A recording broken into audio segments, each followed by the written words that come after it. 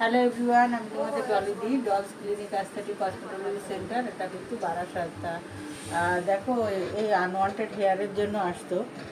এই আনওয়ান্টেড হেয়ারের জন্য আজকে প্রায় অনেকগুলি সেশন হয়ে গেল। আজকে কটা সেশন হলো? প্রায় 10টা মতন হয়ে গেছে। তা দেখো, এর ফার্স্ট টাইমে প্রচুর ছিল। আজকে কতদিন পর এলি? 3 months। 3 মাস পরে ও এসছে। তা ওর দেখো, এটা ফাইন হেয়ার হয়ে গেছে। এটা কিন্তু বোঝা যায় না। আর ফাইন হেয়ার হলেও এটা দেখো কতটা, মানে গ্রোথ কতটা কম হয়ে গেছে। দেখো, এ দেখো গ্রোথ কতটা কম হয়ে গেছে। এখন কিন্তু অতটা বোঝাই যায় না। ঠিক আছে, দেখো অতটা বোঝাই যায় না।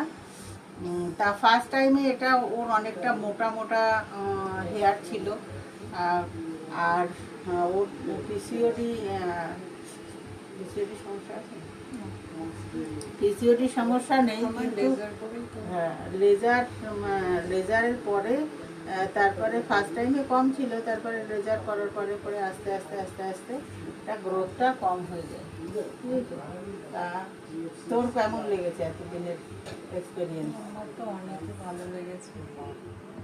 মানে এটা জাস্ট গড গিফটেড, এরকম মানে ডলিদির জন্য পসিবল। এতটা মানে ও একটা টেনশানে ছিল যে এতটা বিয়ার্ডের মতন হয়ে গেছিলো, মোটা মোটা হেয়ার হয়ে গেছিলো। সেই জায়গা থেকে এই জায়গায় এসছে। ওর নিজেরও ভালো লেগেছে, তাই তো? অবশ্যই। নিজেরও ভালো লাগছে। আর তোমাদেরও এরকম প্রবলেম থাকলে তোমরাও এসো। আর সেশন দিতে হয়, কিন্তু চলে যায়।